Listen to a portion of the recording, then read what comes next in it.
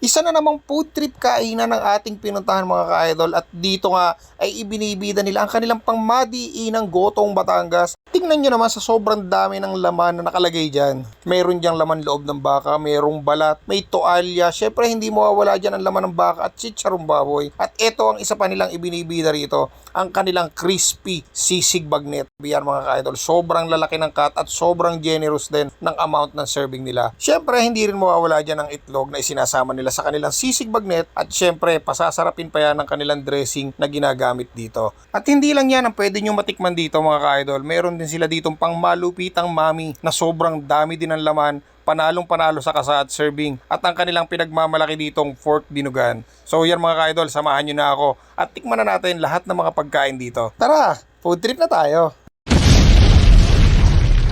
Alright, what's up mga ka-idol? Food Trippers TV here. It's another day, another food trip. Gala na naman ang pinuntahan natin. At ngayon mga ka-idol, hindi na tayo lumayo dahil nandito tayo may sa Purok 2, Barangay La Huerta, Calamba City. Dahil pinabalitaan tayo ditong bagong bukas na gotohan at sisigan. Dito lamang yan sa Nelson's Gotong Batangas.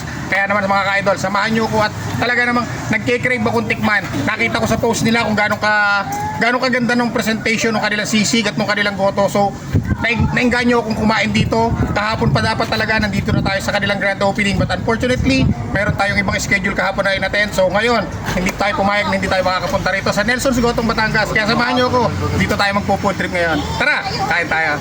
At para naman sa mga gustong pumunta dito, eto lang yung barangay hall ng Barangay La Huerta at may makikita kayo ditong ihawan sa may harap. May makikita rin dito kayo nagtitinda ng french fries. Etong kanto na to, pasukin nyo lamang yan at makikita nyo rito ang pwesto ng Nelson's Gotong Batangas. At madali nyo nga lamang siyang makikita dahil malapit lamang siya sa main road ng Barangay La Huerta. At ito naman yung kanilang mga dining area, napaka-presko, super nature vibes, kaya naman napakasarap mag-food trip dito. And for the menu, ito naman yung mga choices nyo pag umorder kayo dito. Alright mga ka-idol, yan na. Finally, we're here na dito na sa Nelson's Gotong Batangas, dito sa may Purok 2, Barangay La Huerta, Calamba City. The long wait is over, so dapat kahapon nandito na talaga tayo, pero yun nga, gaya na sinabi ko, unfortunately, meron tayong ibang schedule na inatenan. Pero eto, hindi na natin naantay, talagang gustong-gusto na talagang matikman etong pinagmamalaking Gotong Batangas at saka yung bagnet sisig na sinasabi ni Sir Nelson. So, halika, samahan nyo ako mga ka-idol at tikman na natin lahat kung gaano kasarap ang sineserve nila dito. So, first try muna natin tong kanilang Gotong Batangas.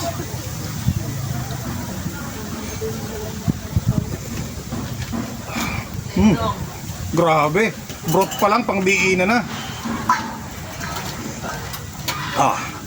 Pwedeng pang ulam, pwedeng pang pulutan. For only 80 pesos, gantong karami yung serving ng Gotong Batangas, ang daming laman. Pero kung gusto nyo yung sole order, meron sila 50 pesos lang. Pero grabe quality, panalo yung serving nila dito. So try natin yung balat. Cheers.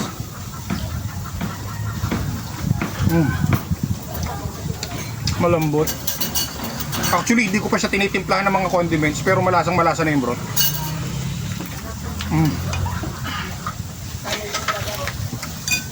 Perfect ka with rice.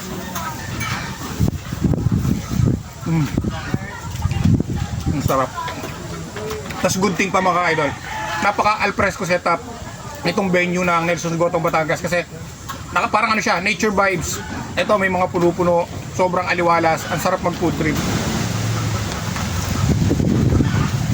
And ito yung mami nila, 80 pesos din 80 pesos din tong kanilang special order.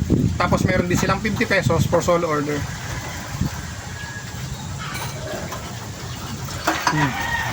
Quality yung noodles.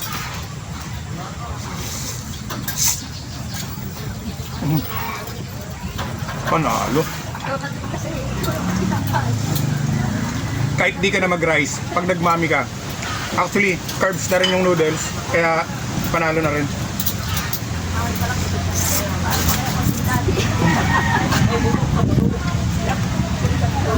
Kasamahan mo pa ng itlog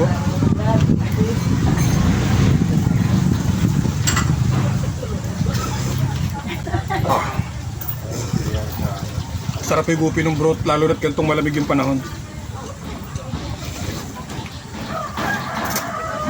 Eto, meron din sila ditong pork dinuguan. So itong pork dinuguan nila is for only 50 pesos isang serving. Ganitong karami yung laman nila. Ang dami. So pasintabi po sa mga hindi kumakain ng dugo. Cheers.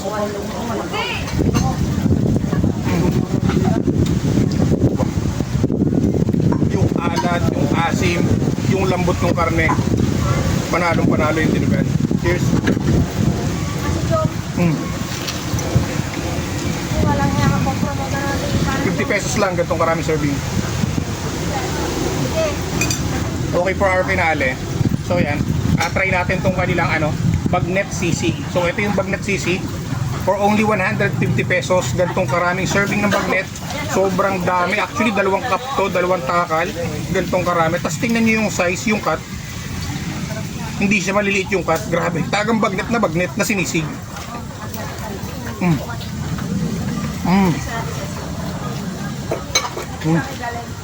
Panalo, crispy. Super dami ng serving. Sa 150 pesos. Sobrang sulit tong 150 pesos na crispy bagnet na ginawa nilang sisig. Cheers. Grabe, panalo. Sabayan mo pa ng kanin. Wow. So bago tayo magsimula, gusto ko i-congratulate sa napaka-successful mong grand opening. Grabe, balita ko, sobrang dami daw nang kumain dito kahapon. Ganong karami ang naubos mong karning baka at saka yung sisig mo? Nasa 60 kilos. 60 kilos. 60 kilos na goto and mami. Okay. Biro nyo, opening day pa lang, umubos na sila ng almost 50 kilos na karning baka at almost 10 kilos na sisig bagnet sa opening day pa lang yan. Grabe. Tapos ngayon, umaga pa lang, ang dami ng tao, ang dami ng pumupunta rito. So, anong nakikita mo 1 month or 2 months from now? Anong nakikita mo dito sa store mo? Baka siguro, gaganda ang takbo ng itong aking Tingin ko nakikita ko 2 months from now, parang kulang na itong mga lamesa mo. Kulang na kasi, umaga pa lang, pinupuntahan ka na ng mga customer mo. Umaga pa lang dyan, minsan yung mga alas 5, hindi tumatapos ako.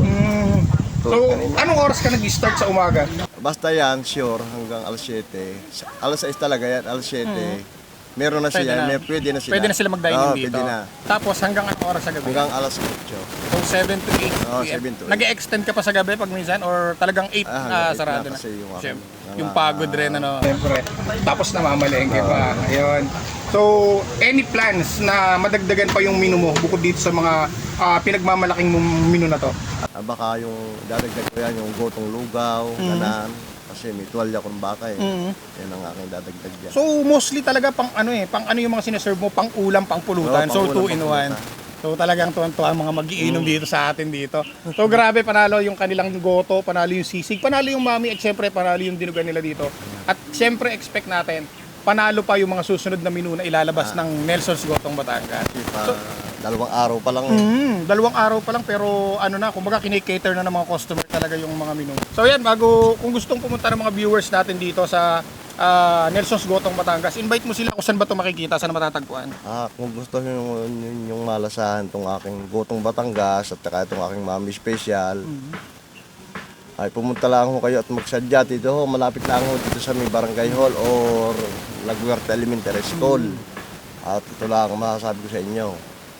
Katulad nga ho na sinasabi ng iba, lasang hindi malilimutan, sarap na babalik-balikan. Wow, meron na siyang tagline. So lasang hindi malilimutan, sarap na babalik-balikan. So yun yung tagline ng Nelson's Gotong Batangas. So yun mga ka-idol, kung nag-crave din kayo at gusto nyo matikman etong mga menu dito sa Nelson's Gotong Batangas, so you can just follow their Facebook page. Ito yung kanilang Facebook page, plus natin sa screen. At pumunta na kayo dito sa may Purok 2, Barangay Laguerta, Calamba City, near lang ng Barangay Hall. May makikita kayo yung tindahan ng ihaw-ihaw doon sa may harap at saka yung tindahan ng French fries.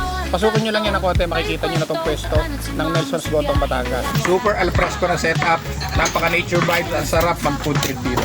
So ayan, bago natin tapusin ang ating food trip gala na to, gusto lang natin magpasalamat sa mga sponsors natin na patuloy na sumasama at sumusuporta sa atin. Siyempre, nandiyan dyan ang Artec Clothing, Artec Prints and Advertising, ang Boss Mel Custom C, Ride and Shine Philippines, ang Scion Tactical Bag, ang Half Million Coffee, siyempre yung mga bago nating sponsors like B5 Degreaser, yung BioHerm Helmet Sanitizer, at siyempre ang kasama natin lagi sa ating pagpo-food trip, ang Sibago at ang Premognito Perfume. So maraming salamat mga ka-idol sa lahat ng mga sponsors na patuloy na sumasama sa atin.